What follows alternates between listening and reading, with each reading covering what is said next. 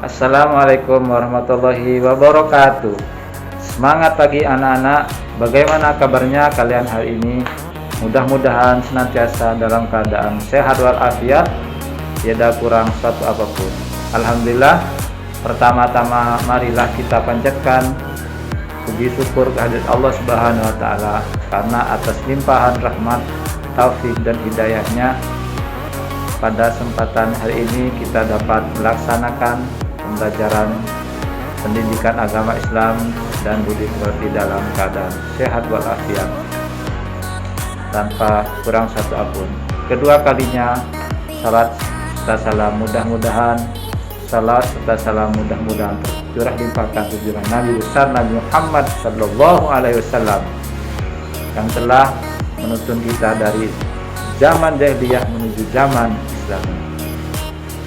Baik anak-anak, pada kesempatan kali ini kita akan belajar bersama tentang pengurusan jenazah sesuai syariat Islam. Untuk sub materi memandikan dan mengkafani jenazah. Anak-anak sekalian, kompetensi dasar pada pembelajaran kali ini yaitu KD 3.7 menganalisis pelaksanaan penyelenggaraan jenazah dan KD 4.7 menyajikan prosedur penyelenggaraan jenazah. Adapun tujuan pembelajarannya yaitu menggali informasi dari berbagai sumber belajar dan mengolah informasi diharapkan peserta didik dapat menjelaskan kandungan dalil naqli tentang pilihan terhadap jenazah dengan benar. Yang kedua, menjelaskan dalil tentang memandikan dan mengkafani jenazah dengan benar. Yang ketiga, menganalisis ketentuan dan tata cara memandikan dan mengkafani jenazah. Yang keempat, menganalisis hikmah pelaksanaan memandikan dan mengkafani jenazah sesuai syariat Islam. Yang kelima, menyajikan ketentuan dan tata cara memandikan dan mengkafani jenazah sesuai syariat Islam. Dan yang keenam, yaitu mempraktikkan cara memandikan dan mengkafani jenazah sesuai dengan syariat Islam. Anak-anak sekalian, setiap manusia pasti akan mengalami kematian.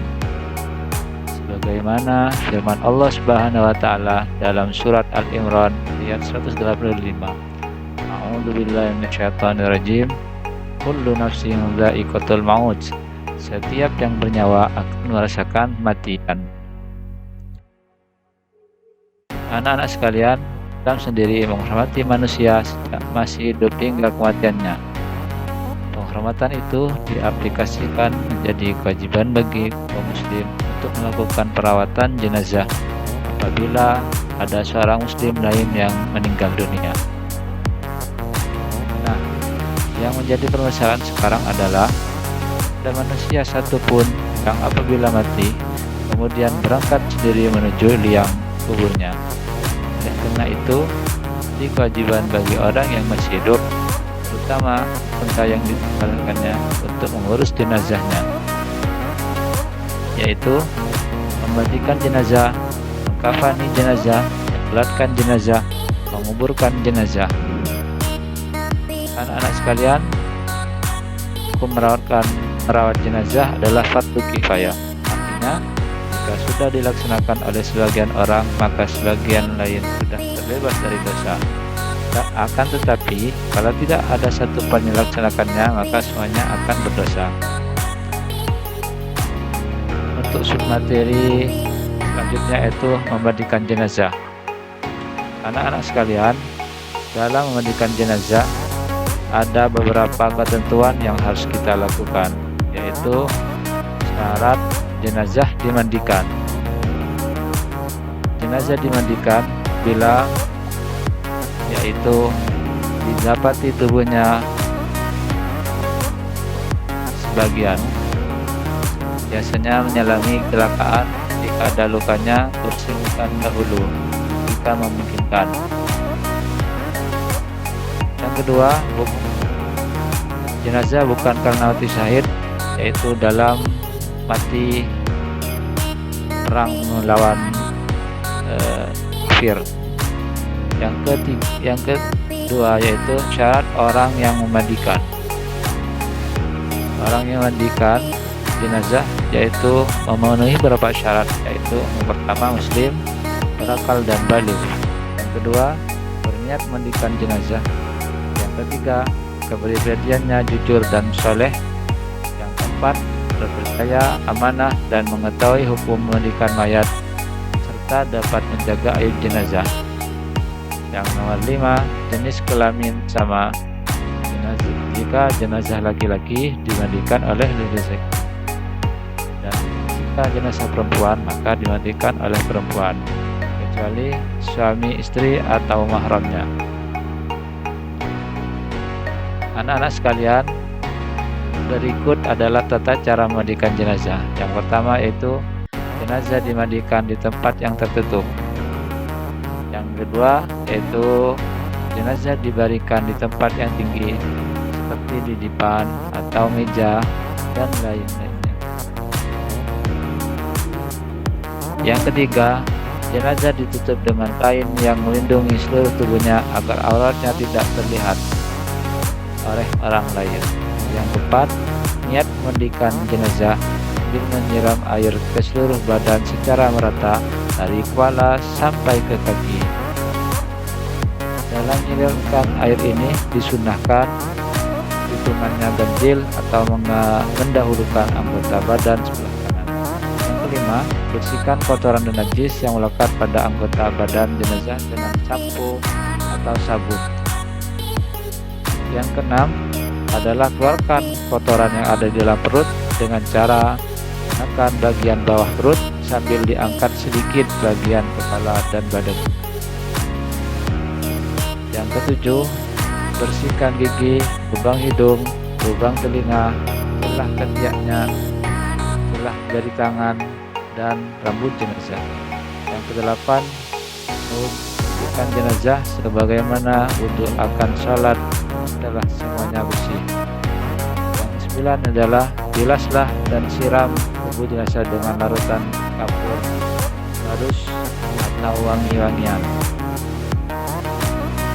Anak-anak sekalian, terkait dengan memandikan jenazah, Rasulullah SAW bersabda, "An Ummi Atiyatan Ansar radhiyallahu anha qala dhahala alaina Rasulullah sallallahu alaihi wasallam hina tufiyat ibnutuhu faqala silnaha salasan aw hamsan aw aktsara min dzalika in ra'aytuna dzalika ima'in wa shidrin wa ja'alna fil akhirih kafuwan aw syai'an min kafur fa idza faratu fa'adinni falamma farawna dannahu fa'aqana ikhwahu faqala ashirnaha iyahu tawni izaro."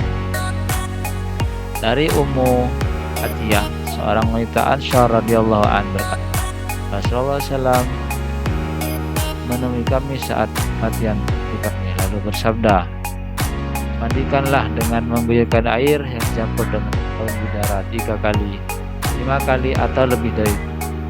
Jika kalian anggap perlu, dan jadikanlah yang terakhir dengan kapur barus atau wangi-wangian atau yang sejenis.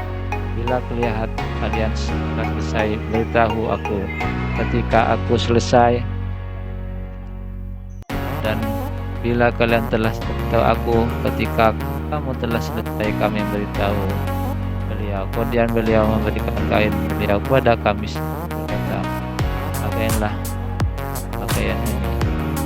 Anak-anak sekalian, fardu kifayah yang kedua yaitu mengkafani jenazah. Dalam hal kafani jenazah ada sesuatu yang perlu dilakukan, yaitu pertama, kain kafan peroleh dengan cara halal, dari harta peninggalan jenazah, ahli waris, atau diambil dari masjid terdekat atau dibebankan kepada orang muslim yang mampu. Yang kedua, kain kafan hendaknya bersih, warna putih, sederhana, tidak terlalu mahal dan tidak terlalu murah. Ketentuan mengkafani jenazah yaitu ada 2, yaitu batas minimal mengkafani jenazah baik laki-laki maupun perempuan adalah selembar kain yang dapat menutupi seluruh tubuh jenazah. Adapun batas sempurnanya bagi jenazah laki-laki adalah 3 lapis kain kafan.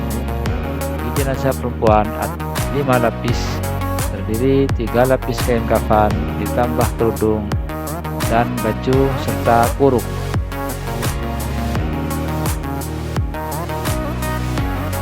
Nah, anak-anak sekalian, adapun tata cara mengkafani jenazah. Yang pertama, siapkan tali tempat yang akan digunakan untuk mengkafani. Misalkan jumlahnya disunahkan ganjil. Misal di meja bisa diberi alas, tikar atau meja. Yang kedua itu bentangan kain kafan selai demi helai. Yang paling bawah lebih besar dan luas serta setiap lapisan diberi kapur barus. Bagi jenazah perempuan, siapkan baju kurung dan kerudungnya terlebih dahulu. Yang ketiga yaitu angkatlah jenazah dalam keadaan tertutup dengan kain dan letakkan di atas kain kafan memanjang, lalu ditaburi wangi-wangian atau parfum. Yang nomor 4 yaitu tutuplah lubang-lubang hidung menggunakan kapas setelah mengeluarkan kotorannya. Yang nomor 5 yaitu bagi jenazah perempuan pakaikan baju kurung dan kerudung. Dan nomor 6 yaitu selimutkan kain kafan lembar demi lembar dari lembar yang paling atas dimulai dari dan kiri. Yang ketujuh yaitu ikatlah dengan tali yang sudah disiapkan sebelumnya di bawah kain. Setelah itu simpul tali diletakkan di sebelah kiri tubuh jenazah. Anak-anak sekalian, berkaitan dengan mengkafani jenazah, bagaimana Nabi Muhammad SAW an Aisyah radhiyallahu anhu Rasulullah sallallahu alaihi wasallam fina fi salasin aswabin yamaniyah bidin suhaili min qurrat min kurfin min kursufin la yusafina wa misun wala imamatun. Aisyah radhiyallahu bahwa Rasulullah SAW dikafani jasadnya dengan 3 helai kain sangat putih terbuat dari katun dari negeri Yaman dan tidak dikenakan badannya baju dengan serban atau tutup kepala. Hadis riwayat Bukhari. Nah, demikianlah anak-anak materi pembelajaran tentang memandikan jenazah dan mengkafani jenazah. Semoga pengetahuan ini memberi manfaat di dunia, baik di dunia dan di akhirat. Untuk selanjutnya, silakan anak-anak mengerjakan KPD yang sudah Bapak berikan. Terima kasih atas bantuannya. Assalamualaikum warahmatullahi wabarakatuh.